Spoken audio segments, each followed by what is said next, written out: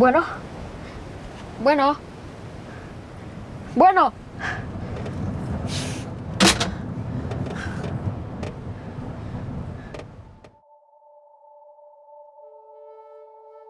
D'abord, c'est parti d'une image, d'une rencontre avec Julie, puis de l'image qu'elle a mise dans ma tête. Fait que c'est vraiment une cabine de téléphone au milieu du désert. Pour moi, là, au niveau cinématographique, visuel, c'était comme un coup de foudre. Là. C'était comme « What?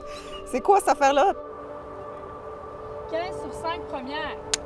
And action! On a passé presque 2 ans à écrire l'histoire de Carlos et Adam.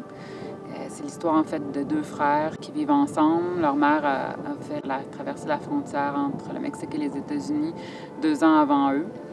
Puis Carlos se retrouve à élever son jeune frère Adam.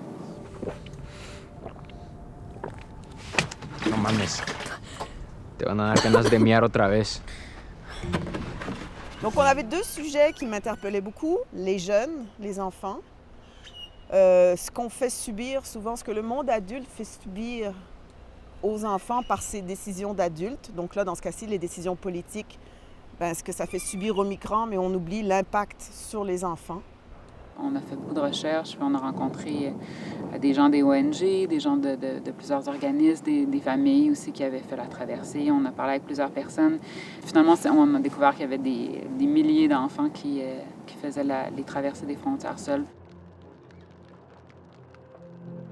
On a décidé d'utiliser l'histoire du conte de la petite sirène pour traduire l'émotion d'Adam qui commence à désespérer ou à aller plus loin, puis à s'accrocher à sa créativité ou à son imaginaire, en tout cas.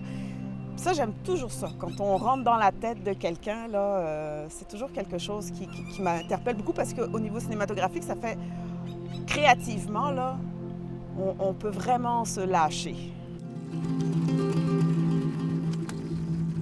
Carlos siempre dice que el que no sabe nadar se tiene que quedar en la orilla.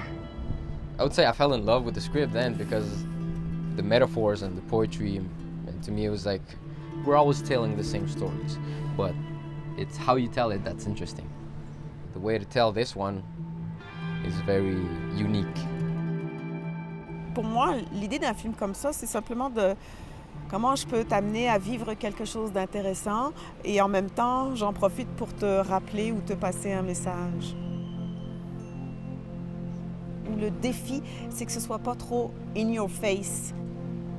C'est comment amener ça subtilement, puis qu'à la fin, tu t'en es pas rendu compte, je t'ai lancé une bombe, maintenant t'es pris avec, arrange-toi. Mais tu l'as dans les mains, puis qu'est-ce que ça fait? Puis est-ce que ça t'habite encore?